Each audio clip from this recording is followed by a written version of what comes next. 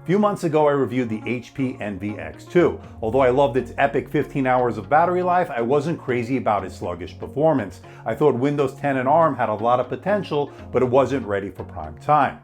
In comes this. This is the Lenovo Miix 630. It's Lenovo's take on Windows 10 on ARM. This also runs the Snapdragon 835. I wanted to see if this also has the same problems with the sluggish performance and also get that crazy battery life. Of course, this also has the built-in LTE. Hey everybody, it's Andrew, and this is the unboxing and first look at Lenovo Miix 630. Coming up. You know the drill, hit that subscribe button and don't forget to hit that notification icon alerting you every time I post a new video. And don't forget to follow me on Twitter, that's where I post all the latest updates. The Lenovo Miix 630 comes in at $899 US, but right now it's on sale over at Amazon for $849, and there is a limited time offer. If you buy it now, you get 1 GB of data per month for 12 months at no additional cost. That's a pretty good deal. I'll put the link below for more information and where you can buy one. So what's the deal with the Lenovo Miix 630? Just like the Envy X2 we checked out, it's run by the Snapdragon 835 processor. That's the premium flagship processor from last year for smartphones. It's got 4 GB of RAM and it has 128 GB of UFS 2.1 storage. We'll talk more about that in just a little bit. It comes with Windows 10s, but for a limited time offer, you can upgrade it to Windows 10 Pro for no additional cost. That's what I did. Now, before we get to the device, let's find out what you get in the box. Let's open it up. Packaging is really nice, very high-end, very premium. We've come to expect that from Lenovo as of late. Now, opening the box, you have another box in there, and that's where you'll hold the keyboard case. It has a faux leather exterior, and it's actually built pretty nice, has a nice feel to it, nice tactile feedback on those keys. We'll talk more about that in just a little bit. You get some information regarding your LTE modem and Lenovo Connect, and you also get your unit itself. Now, holding the tablet, you realize this feels a little substantial. We'll talk about weight and size in a little bit. You get your 45-watt charger. We'll talk more about battery life and charging times very soon, and you also get some setup information, warranty information in the box. You also get your Lenovo pen. It uses 1 quadruple A battery. We'll use it for taking notes and drawing, and I'll report my findings. And finally, you get your SIM ejection tool. Holding the unit for the first time, the first impressions I'm getting is that it's very well made, extremely well built, very high end, and I really like that iron gray color. It really comes out very classy, very sleek looking. Now, the tablet itself weighs 770 grams or 1.7 pounds, but with the keyboard case, it bumps up to 1.39 kilograms or 3.1 pounds. So this is certainly not the lightest 2-in-1 here in 2018, so keep that in mind. That's about a half a pound more than the Lenovo ThinkPad X1 Carbon that I just reviewed. Now, the magnetic connection between the tablet and the keyboard case is really strong, really rock solid. It's not going anywhere once it connects. And unlike the Surface Pro devices where the kickstand is built into the device itself, here the kickstand is built into the keyboard case. So if you want to use it without the keyboard case, there's no way to prop it up. That's something I don't like. However, the keyboard kickstand does have a very good sturdy hinge without any kind of flex, so that's pretty good. When it comes to ports and connectivity, well, this device is rather limited. On the right side, it only has 1 USB Type-C port. That's it. It does data, charge, and display out, and unfortunately it's not Thunderbolt 3. You also get one of your 2 side-firing speakers, and you have your volume buttons up and down. The buttons are metal and they feel good to the touch. And on the left side, you have a 3.5mm audio jack, and you also get your SIM tray. This will house the microSD card slot and your LTE SIM. Now, this device has a physical SIM tray as well as a eSIM capability. It already comes with the Lenovo Connect SIM, which I promptly dropped, as you see there.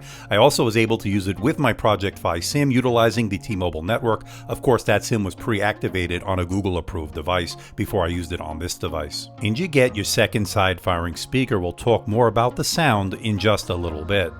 And you get your power button on the top with an LED indicator letting you know the device is powered on. Now when it comes to the display, I think Lenovo did an outstanding job. It really is a very sharp display. It has a 12.3-inch IPS multi-touch display with a resolution of 1920 by 1280. That's 187.6 pixels per inch, and it has a 3:2 aspect ratio. And at 400 nits, this is a very bright display, making it ideal for both indoor and even outdoor use. Good job, Lenovo. Now, one thing it does have is rather thick bezels, certainly thick by 2018 standards. It's not the thickest I've ever seen, but I certainly want to see thinner bezels going forward here in mid-2018. You're looking at very deep blacks, very vibrant colors that really pop off the display. And the viewing angles are excellent. My first impressions of this display, overwhelmingly positive. Now the pen is included in the box at no additional cost. It uses the same technology as the Surface Pen, it's N-Trig, and it has only 1024 levels of pressure sensitivity. And it worked perfectly fine. It was great for taking notes in a meeting, or if you're in a classroom, it certainly will do the job. Great for sketching out some artwork when you want to. Again, it's not the highest pressure sensitivity out there, but it had good palm rejection and I thought it did the job. But every now and then there was a little bit of a delay, but I think that's due to the Snapdragon processor rather than the pen itself. Now as a tablet, I thought it worked okay, although at 1.7 pounds or 770 grams, it can get a little bit heavy after a while. Now when it comes to the keyboard, I thought the Miix 630 had a pretty good one, and in fact I liked its 1.3 millimeters of key travel. I thought it was comfortable to type on, had good tactile feedback, and I didn't feel like my fingers would bottom out. And it has a multi-stage backlight, so it's great for use in a dimly lit or very dark environment, and the keys light up really well, making it easy to see. And when it comes to the touchpad, I thought it was pretty good as well. Two-finger scrolling and gestures worked as advertised. Overall, pretty good. There are actually two side-firing speakers on this device. They actually are pretty good, fill up a room pretty nicely in terms of volume, and the mids were pretty good, and I thought it had a hint of bass. Overall, not bad.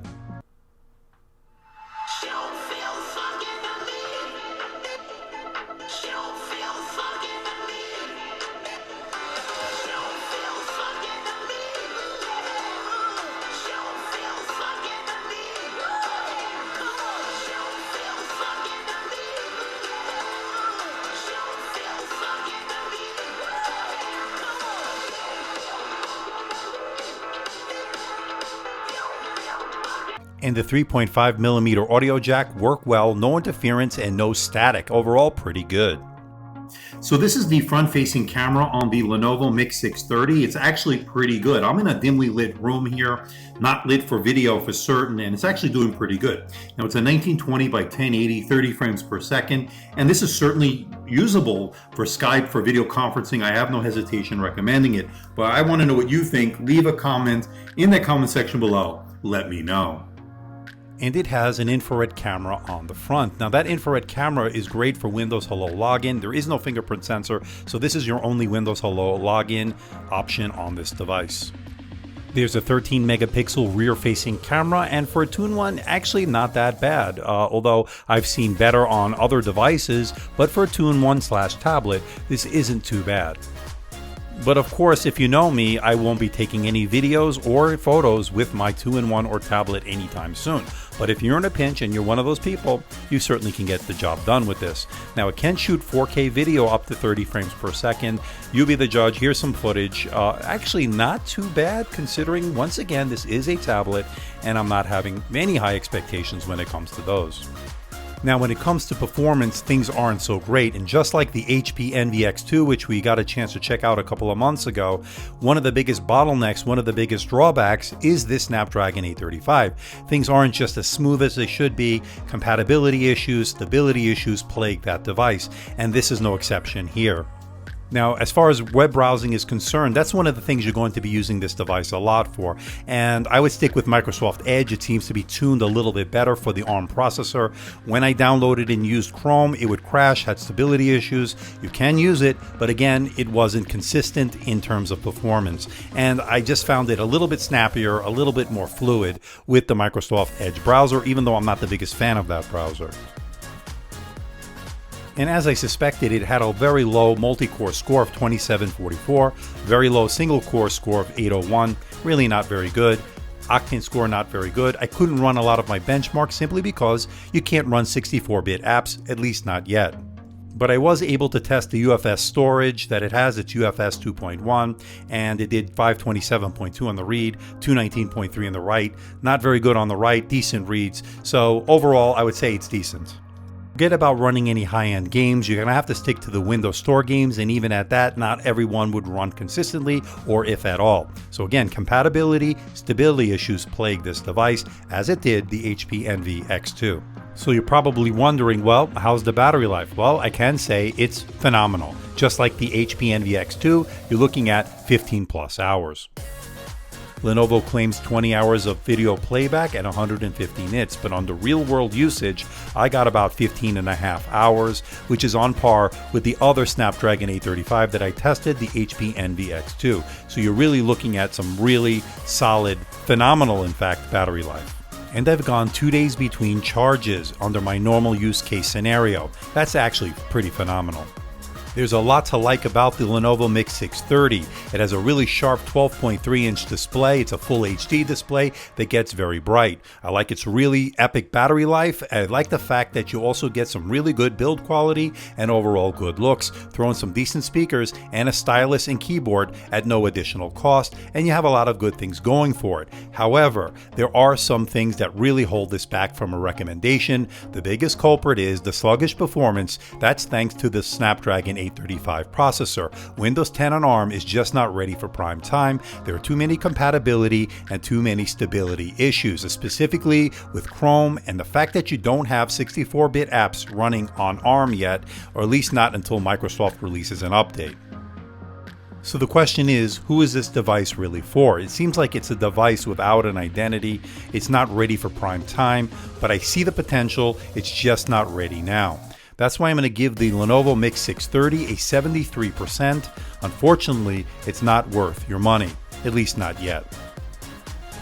So what do you think about the Lenovo Miix 630? I have mixed feelings. On the one hand, I really love the build quality, the gorgeous bright display, full HD display, 12.3 inches. It's actually pretty good. I also like the pen support. The really outstanding build on this is really fantastic, rock solid. The iron gray looks gorgeous.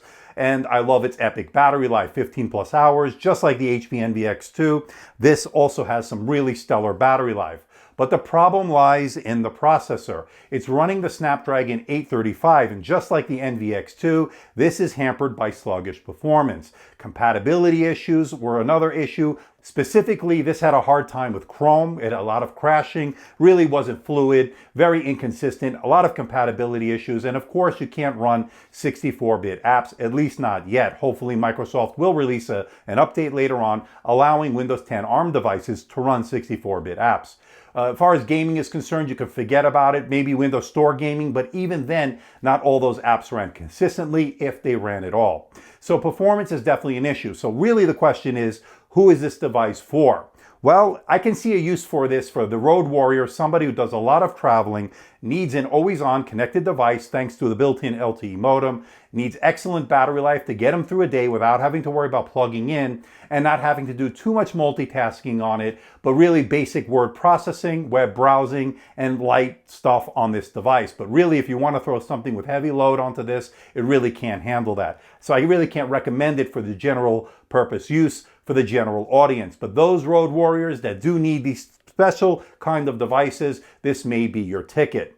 So please hit the like button, please subscribe, please share this video. Don't forget to leave a comment in that comment section below. Let me know how I'm doing. Let me know if there's a device or something out there you think I should review. I'll do my best to try to make that happen. Don't forget to check me out on Facebook, on Twitter, Instagram, and of course our website, AMDtechreviews.com. So until next time, this is Andrew from AMD Tech. See ya.